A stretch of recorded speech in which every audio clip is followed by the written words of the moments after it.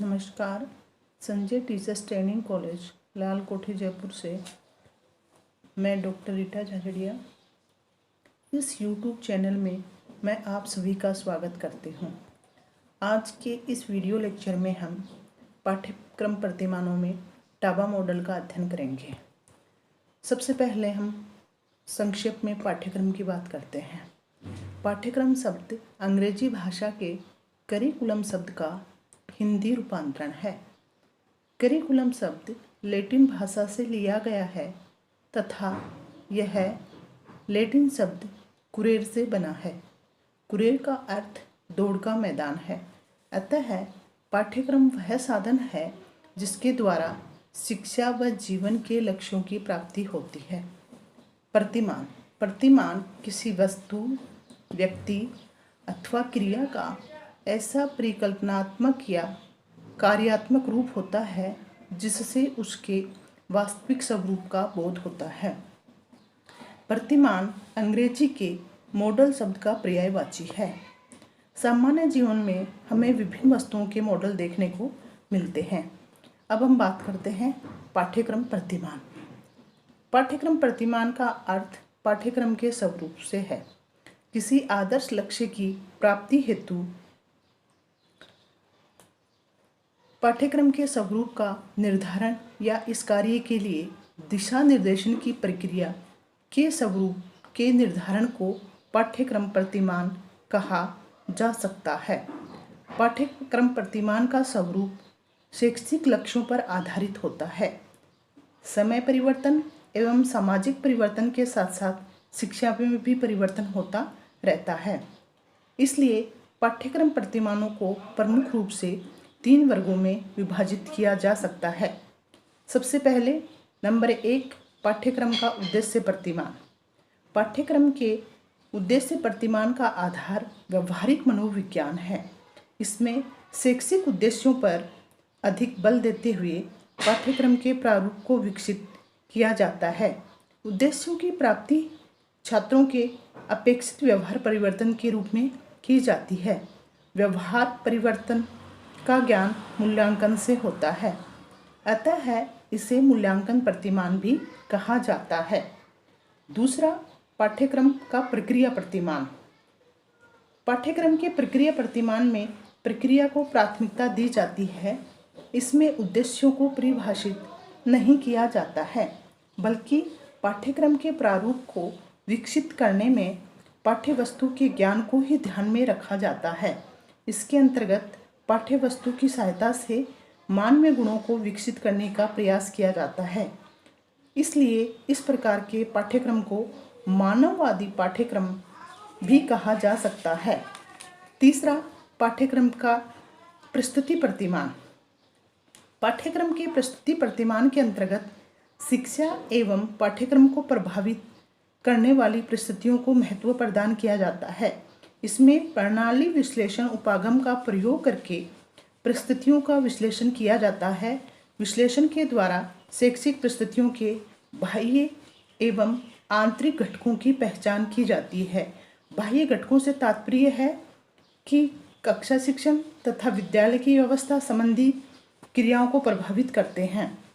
अर्थात हम इसको ये कह सकते हैं, शैक्षिक परिस्थितियों के आंतरिक घटक कक्षा शिक्षण तथा विद्यालय की व्यवस्था संबंधी क्रियाओं को प्रभावित करते हैं। छात्रों की रुचियों एवं अभिवृत्तियां, शिक्षक का कौशल, नैतिकता एवं अभिवृत्तियां, उपलब्ध साधन एवं उपकरण तथा विद्यालय का वातावरण आदि आंतरिक घटक में शामिल किए जाते हैं।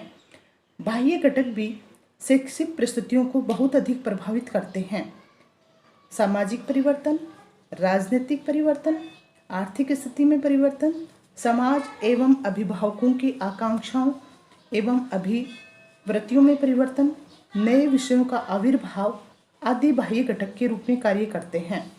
इन घटकों को ध्यान में रखकर ही पाठ्यक्रम का निर्माण करना होता है। अब हम बात करते हैं पाठ्यक्रम विकास का टाबा मॉडल। टाबा मॉडल का विकास हिल्दा टाबा द्वारा किया गया। उनका जन्म एस्टोनिया के छोटे से गांव क्रुस्ट में हुआ था। टाबा का मानना था कि पाठ्यक्रम बनने में एक निश्चित क्रम होना चाहिए। इस मॉडल का उपयोग छात्रों के सोच कौशल को बढ़ाने के लिए किया जाता है। इसमें पाठ्यक्रम प्रतिमान के 4 प्रमुख सोपानों का उल्लेख किया गया है। सबसे पहला उद्देश्यों का निर्धारण, अर्थात प्रथम सोपान उद्देश्यों का निर्धारण।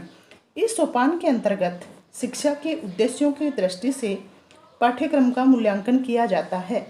इसमें ज्ञानात्मक, भावात्मक, क्रियात्मक, सृजनात्मक एवं प्रत्यक्षीकरण उद्देश्यों से संबंधित प्रमाणों को एकत्रित करके शैक्षिक उद्देश्यों का निर्धारण किया जाता है। दूसरा सोपान शिक्षण अधिगम क्रियाओं के लिए प्रमाण। इस सोपान के अंतर्गत समुचित शिक्षण विधियों, प्रविधियों एवं पाठ्य सामग्री को प्रयुक्त करके अधिगम के लिए परिस्थितियां उत्पन्न की जाती हैं तथा अधिगम अनुभवों हेतु प्रमाण एकत्रित किए जाते हैं। तीसरा सोपान अधिगम को प्रभावित करने वाले घटकों के लिए प्रमाण। इसके अंतर्गत अधिगम को प्रभावित करने वाले घटकों के लिए प्रमाण एकत्रित किए जाते हैं। उदाहरणार्थ पुनर्बलन, अभिप्रेरणा से छात्र अधिक सीखते हैं, अभ्यास अधिगम को स्थायी बनाता है, दृश्य और सर्वे सामग्री का प्रयोग बालकों के अधिगम को प्रभावित करता है। अब हम बात करेंगे चतुर्थ सोपान, अर्थात उद्देश्यों से संबंधित छात्रों के व्यवहार के लिए प्रमाण। अंतिम सोपान के अंतर्गत पाठ्यक्रम की सार्थकता एवं उपादेयता की जांच की दृष्टि से की जाती है। इस प्रकार का परीक्षण का स्वरूप उद्देश्य केंद्रित होता है। अतः व्यवहार परिवर्तन के लिए प्रमाणों का संकलन किया जाता है।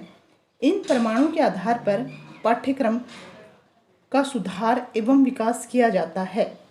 हिल्दा टाबा ने इन्हीं सोपानों के आधार पर पाठ्यक्रम के प्रारूप के लिए 4 अवस्थाओं का भी उल्लेख किया है। इन अवस्थाओं एवं सोपानों में बहुत अधिक संबंध है या कह सकते हैं समीपता है। ये 4 अवस्थाएं हैं। मूल्यांकन हेतु आवश्यक पद्धतों के स्वरूप का निर्धारण करना, दूसरा आवश्यक यंत्रों एवं प्रक्रिया का चयन करना तथा उनके स्वरूप का निर्मित करना, तीसरा आवश्यक परिवर्तन से संबंधित परिकल्पना के विकास हेतु पद्धतों का विश्लेषण एवं अर्थापन करना, चौथा परिकल्पना को कार्य रूप में परिवर्तन करना।